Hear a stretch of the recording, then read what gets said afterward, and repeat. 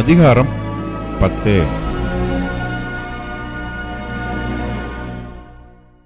சகோதரரே, இஸ்ரவேலர் ரட்சிக்கப்பட வேண்டும் என்பதே என் இருதயத்தின் விருப்பமும் நான் தேவனை நோக்கிச் செய்யும் விண்ணப்பமுமாய் இருக்கிறது. தேவனை பற்றி அவர்களுக்கு வைராக்கியம் உண்டென்று அவர்களை குறித்து சாட்சி சொல்லுகிறேன். ஆகிலும் அது அறிவுக்கேற்ற வைராக்கியம் அல்ல. எப்படி என்றால், அவர்கள் தேவ நீதியை அறியாமல் தங்கள் சுய நீதியை நிலைநிறுத்த தேடுகிறபடியால் தேவ நீதிக்கு கீழ்ப்படியாதிருக்கிறார்கள். விசுவாசிக்கிற எவனுக்கும் நீதி உண்டாகும்படியாக கிறிஸ்து நியாயப்பிரமாணத்தின் முடிவாயிருக்கிறார். மோசே நியாயப்பிரமாணத்தினால் ஆகும் நீதியை குறித்து, இவைகளை செய்கிற மனுஷன் இவைகளால் பிழைப்பான் என்று எழுதியிருக்கிறான்.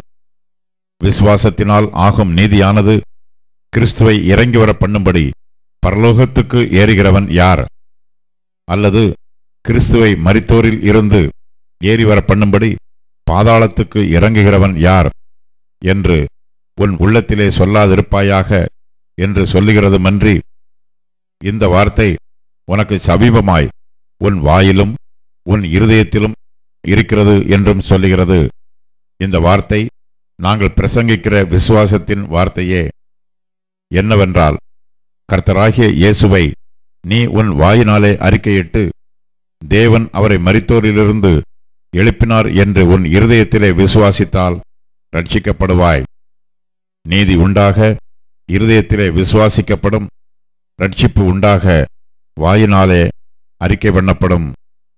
அவரை விசுவாசிக்கிறவன் எவனோ அவன் வெட்கப்படுவதில்லை என்று வேதம் சொல்லுகிறது. யூதன் என்றும் கிரேக்கன் என்றும் வித்தியாசமே இல்லை. எல்லாருக்கும் கர்த்தரானவர் தம்மை தொழுது கொள்ளுகிற யாவருக்கும் ஐஸ்வர்ய சம்பன்னராயிருக்கிறார்.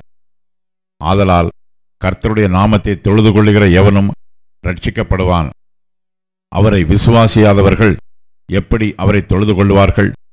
அவரை குறித்து கேள்விப்படாதவர்கள் எப்படி விசுவாசிப்பார்கள்? பிரசங்கிக்கிறவன் இல்லாவிட்டால் எப்படி கேள்விப்படுவார்கள்? அனுப்பப்படாவிட்டால் எப்படி பிரசங்கிப்பார்கள்? சமாதானத்தை கூறி நற்காரியங்களை சுவிசேஷமாய் அறிவிக்கிறவர்களுடைய பாதங்கள் எவ்வளவு அழகானவைகள் என்று எழுதியிருக்கிறதே. ஆனாலும் சுவிசேஷத்துக்கு எல்லாரும் கீழ்ப்படியவில்லை. அதை குறித்து ஏசாயா, கர்த்தாவே, எங்கள் மூலமாய் கேள்விப்பட்டதை விசுவாசித்தவன் யார் என்று சொல்லுகிறான்.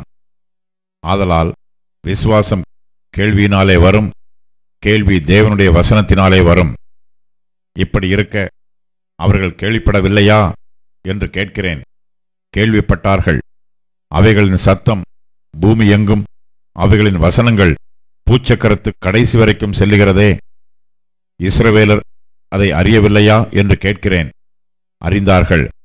முதலாவது, மோசே, எனக்கு ஜனங்கள் அல்லாதவர்களைக் கொண்டு நான் உங்களுக்கு எரிச்சல் உண்டாக்குவேன், புத்தியீனமுள்ள ஜனங்களாலே உங்களுக்கு கோபம் மூட்டுவேன் என்றான். அல்லாமலும் ஏசாயா, என்னை தேடாதவர்களாலே கண்டறியப்பட்டேன், என்னை விசாரித்து கேளாதவர்களுக்கு வெளியரங்கமானேன் என்று தைரியங்கொண்டு சொல்லுகிறான்.